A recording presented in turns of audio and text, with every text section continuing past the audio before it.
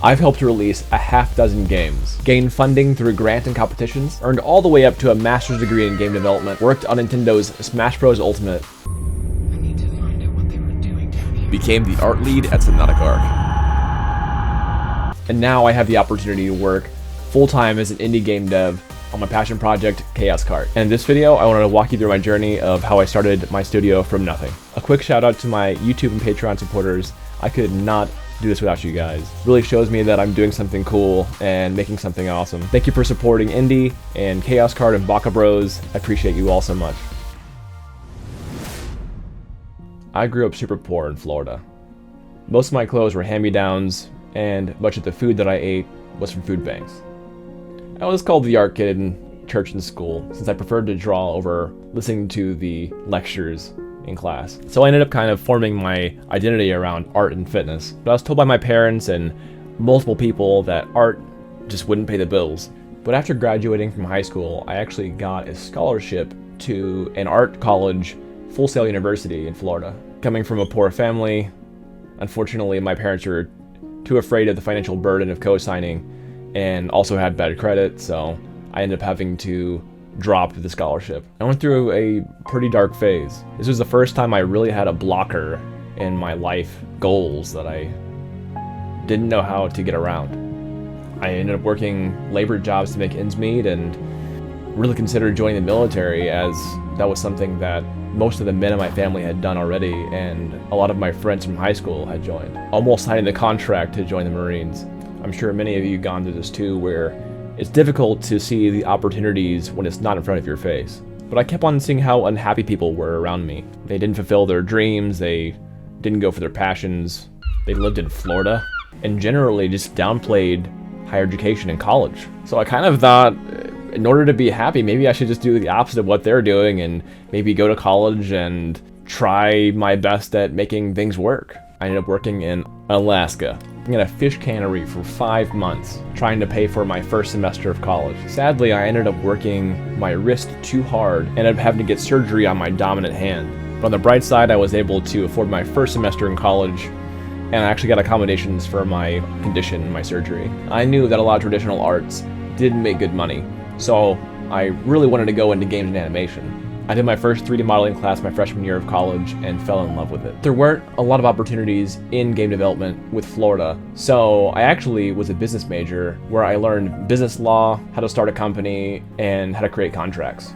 But one day, my cousin calls me up and tells me about the #1 university for game development, University of Utah's Entertainment Arts and Engineering program. A few months later, I fly over to Utah, super excited to get into games, and just going in the right direction. Still being really poor, I had to work multiple jobs to get through school. I actually spent 6 years working 2 full-time jobs while going through university. It really sucked, but I was so determined to be a digital artist in games that I didn't care. I worked on some large teams in undergrad, made a few prototypes, and finally published my first game on Steam, Kickshot.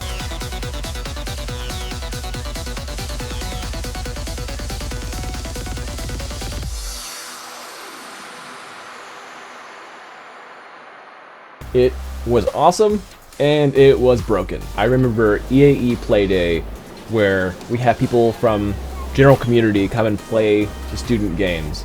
It was my most proud moment, having people enjoy my game, and also laugh at the silly bugs that inevitably happened.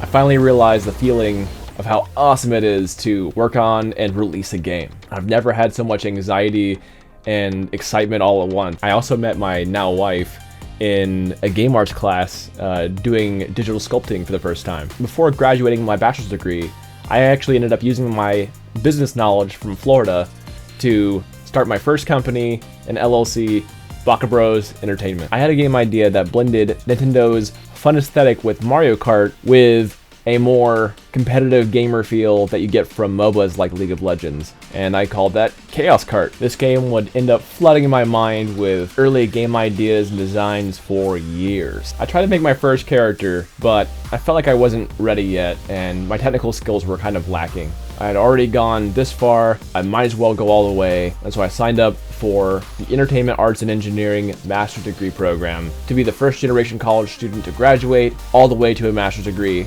in my direct family. I was accepted on the art track, and it was the hardest and most enjoyable couple of years of my life. Even having released a game during rapid prototyping in my master's, I quickly realized how much I didn't know about game development. I constantly asked my teammates tons of questions about their pipelines and strengths and where they learned what they know. There were some days I would actually be at the lab until around 10 p.m., then head to my night shift job where I'd bring my laptop, and there's some times where I had outsourcers from Germany who would have a stand-up meeting around midnight my time, so I would stay awake at work with my laptop and do Zoom meetings, and then after work head back to the university lab to do my first class of the day. Finally though, I got my first job as a teacher assistant, teaching multiple 3D art classes, and was able to leave my 2 full-time jobs and focus more on my studies. I also scored my first financial grant at Lausanne School of Business during the Get Seated competition. What was cool too was being part of a network in grad school. I actually had a lot of people give me feedback and ideas for Chaos Card. And sadly, as we all know, in 2020, the pandemic hit. Calling it a setback is an understatement. We can no longer work in the university lab, so we actually had to grab our computers and work from home remotely. I ended up getting COVID multiple times, and once I even ran to the emergency room with my wife. Fortunately, I got better after about a week and a half. As much as I advocate for higher education, the university master's degree itself was extremely expensive. On top of normal tuition costs, we also had to consider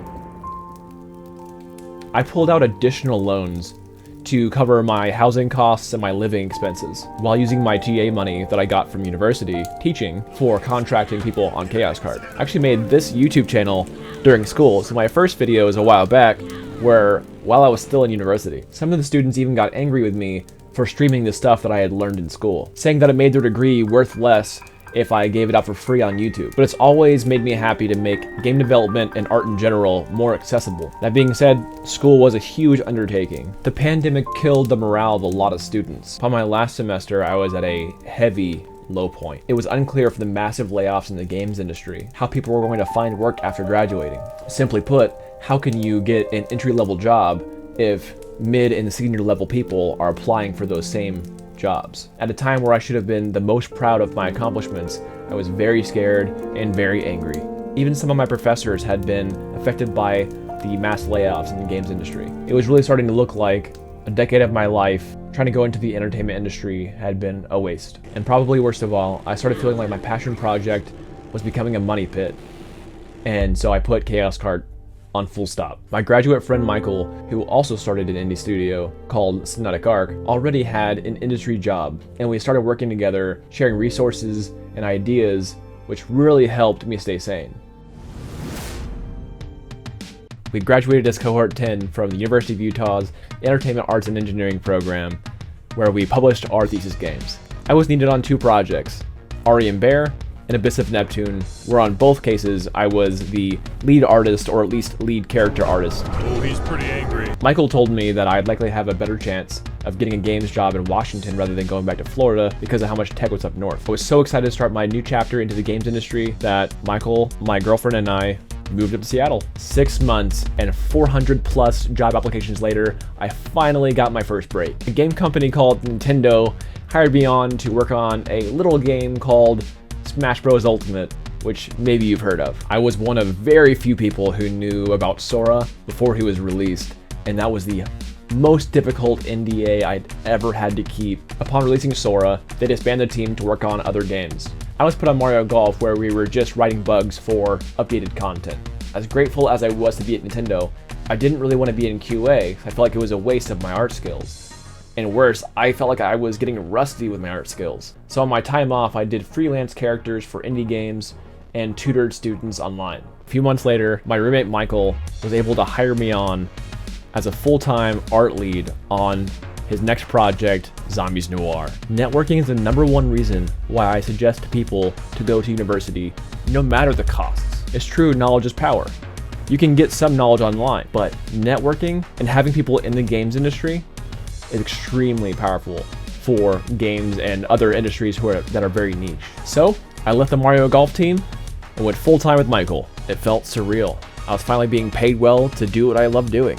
I managed the art team, the VFX team, the animation team, and quite a lot of the outsourcers. A year later, we were wrapping up development on Zombies Noir, which will, later this year, 2023, be on the Meta Store. Our team was able to booth at PAX West, and I even had the opportunity to fly out to Tokyo Game Show, where we got to booth in Japan. I got a real taste of how indie game development could be, and I didn't want to go back.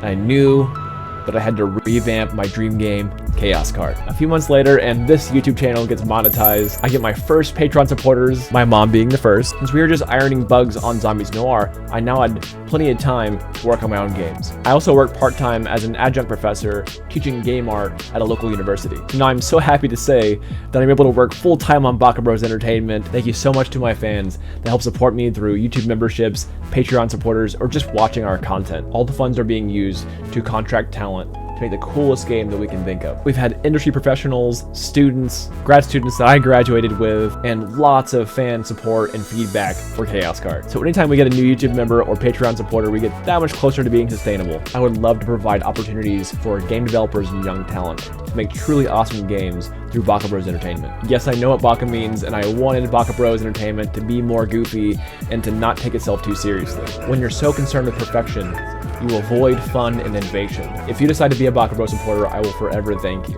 This has been a wild ride that I can barely believe myself. Thank you so much for watching our content. Destroy that like button, counter-attack that subscribe button, do the bell thing, do the other thing, watch our other videos, I don't know, whatever YouTube makes you do to like have us in the list of things that you watch whenever you want to watch cool stuff about game development and all that stuff. So, thank you so much for supporting us. Keep on developing, bros. Physics. Thank you all for your support and being our Baka Bros. Happy developing, bros.